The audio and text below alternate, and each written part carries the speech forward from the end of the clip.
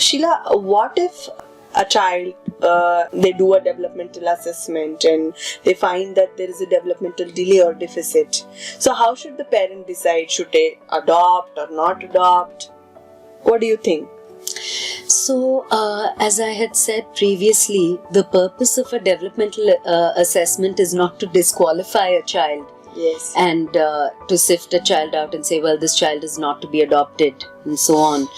The purpose of a developmental assessment is so that prospective adoptive parents understand where this child is at and what this child needs, and it allows them to decide or plan as to what they can do to assist this child and respond to the needs of this child were they to go ahead with the adoption. And the reason we feel, one of course is that parents have a right to this information. After all, they're going to raise this child. How can they not know? The other issue is an unfortunate one where developmental assessments have been poor or information has been withheld from parents or not provided adequately, and parents have been unprepared. Remember, we talked about expectations. I mean, here are parents who have imagined a child to be a certain way.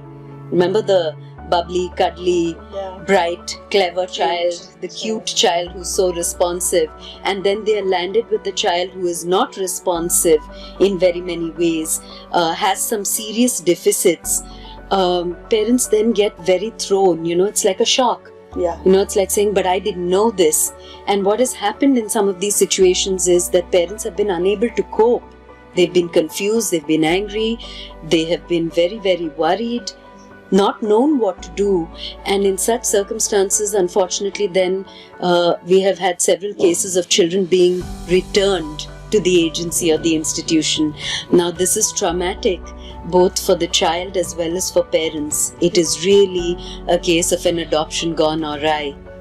And in order to guard against these kind of unfortunate happenings, it is important to have that developmental assessment so that people have the right information and make the decision. So it's not about to adopt or not adopt a child with developmental disability. It's really about, if I choose to adopt a child with developmental disability, do I know what to expect and what to do and how to respond? How prepared they are. Exactly. It's about preparation for adopting a child with developmental disabilities.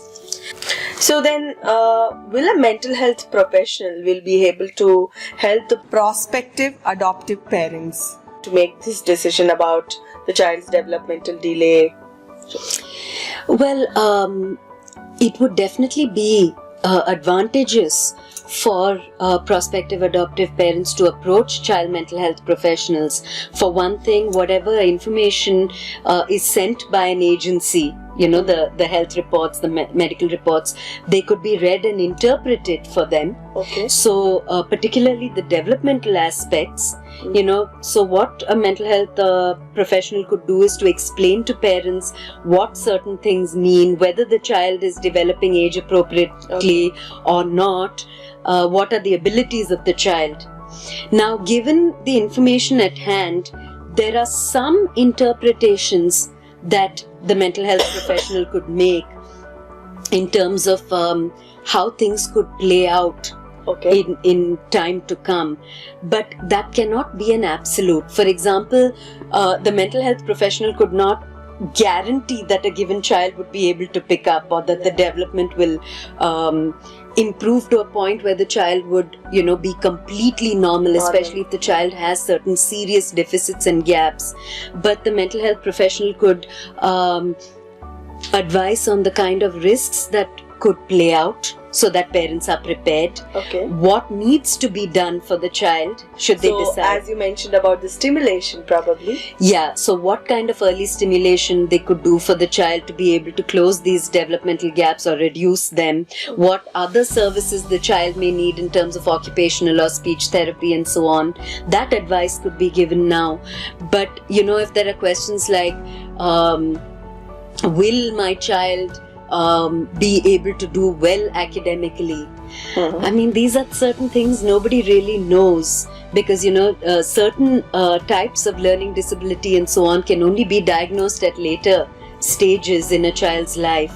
So at the age of 6 months or 1 year, nobody has a crystal ball or a magic wand to be able to make these predictions so far into the future. But we can certainly tell you where the child is currently, how the child may progress if certain inputs and interventions are given at this stage, and what some risks are that may persist. Okay. Ultimately, the decision of whether or not to go ahead with the adoption of a child with developmental disabilities, like with any child adoption, is one that is deeply personal, and parents have to decide whether they have the capacity to adopt a child with special needs and to go ahead with it. No mental health professional can actually say, go ahead with it, do it or don't do it. That would be an unfair ask of any childcare professional, because at the end of the day, no one can tell you what to do or not to do. The information can be presented, the risks can be presented, ways forward can be presented, but no predictions can be made and no final decision can be made by the mental health professional to go ahead or not go ahead with the adoption. That is every parent's individual decision.